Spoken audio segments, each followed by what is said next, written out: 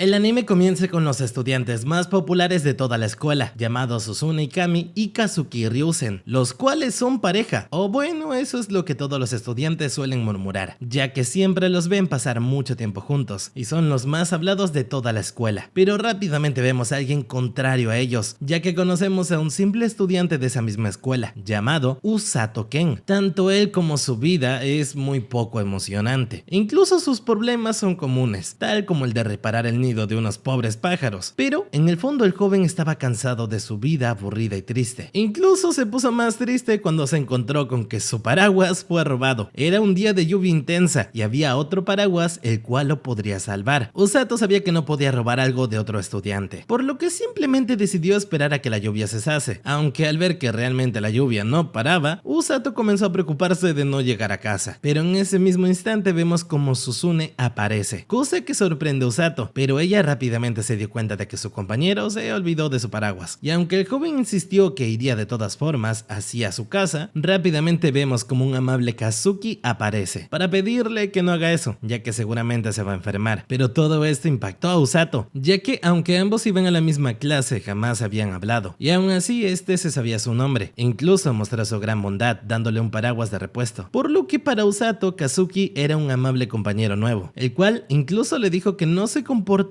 tan formal con él, ya que ambos son compañeros de clase, por lo que Usato hizo un nuevo amigo. Incluso Suzune pidió poder llamarlo por su primer nombre, además de querer volver a casa juntos, cosa que Usato no pudo rechazar. Pero a mitad del camino, Usato contó que realmente no esperaba que Kazuki fuera tan amable, además de que siempre suele estar hablando con chicas, pero Kazuki le aseguró que eso no es su culpa, ya que ellas siempre suelen acercarse todo el tiempo, por lo que Suzune lo molestó, asegurando que quizás no le caiga bien a sus compañeros por eso. De todas formas, Usato también reveló que no esperaba que Suzune sea tan amigable, cosa que ofendió mucho a la joven, quien aseguraba ser una chica normal de tercer grado, pero Kazuki aseguró que no era así, ya que ella era la mejor de toda su clase, además de destacar siempre en deportes sin contar lo buena y bonita que es, aunque la joven le aseguró que no todo eso es cierto. Aún así, Usato tenía una pregunta más para ellos, y preguntó si es que acaso son pareja, cosa que sorprendió mucho a los chicos, pero Usato le dijo que eso es lo que todos suelen pensar de ellos, así que quería escucharlo de su boca, por lo que Suzune aseguró que no son pareja ni nada parecido. Incluso la joven entendió el por qué parecían serlo, ya que al ser miembros del consejo de estudiantes tienen que pasar mucho tiempo cerca. De todas formas, Suzune le agradeció al chico por ser tan sincero y no hablar a sus espaldas, por lo que continuaron caminando, pero esta vez Suzune era quien quería preguntarle algo a su nuevo amigo, más específicamente qué es lo que haría él al acabar la preparatoria, pero Usato aún no tenía ni idea de qué es lo que haría. Kazuki quiso saber por qué preguntaba eso, y Suzune simplemente respondió que es porque ella pronto saldrá, y tampoco sabe qué hacer con su vida, ya que desde que entró a la escuela, todo lo que se le propuso lo cumplió, pero en ciertas ocasiones siente que está en un lugar donde ella no es necesitada, por lo que Usato, a pesar de no parecerse en nada a ella, entendió perfectamente cómo es que ella se siente. Pero en mitad del camino, Suzune y Kazuki comenzaron a escuchar campanadas, las cuales Usato aseguró que no escuchaba, pero Suzune no dejaba de escucharlas, e incluso se hacían cada vez más fuertes. Rápidamente, un extraño círculo de luz se formó en sus pies, por lo que los jóvenes no sabían qué sucedía, pero Usato creyó que era un portal mágico o algo similar, palabras que llenaron de luz los ojos de Suzune, ya que si él tenía razón, podrían ir a un mundo de magia y monstruos, pero Usato solo se mostró sorprendido al ver su emoción, por lo que al terminar la fuerte luz, Usato acabó desmayado, y al abrir los ojos, él y su grupo de amigos estaban en un desconocido lugar, donde parecía un palacio real, pero al preguntar, Kazuki aseguró que no tenían ni idea de dónde están, y cuando Usato buscó a Suzune, se encontró con que su compañera estaba demasiado emocionada, ya que él tenía razón y están en otro mundo, palabras que dejaron impactado a Usato, ya que realmente a su compañera le encantó lo sucedido. En ese instante, un extraño hombre comenzó a intentar calmar a los jóvenes, pero Kazuki sí estaba enfadado, solo quería respuestas, ya que prácticamente los habían secuestrado, palabras que no le agradaron a uno de los guardias reales, pero el rey rápidamente calmó la situación, entendiendo que todo esto era muy nuevo y raro, pero pidió que lo escuchen, primero presentándose como el rey Lloyd Bulgast Linger, el rey de Linger. Al escuchar estas palabras, Suzune no dejaba de emocionarse, y cuando el rey contó que la razón por la que fueron invocados era para convertirse en reyes, Kazuki se mostró confundido, pero Suzune saltó de la alegría, mientras que Usato no podía podía creer lo que veía. El rey continuó contando que hace 2 años los atacó el mismísimo rey demonio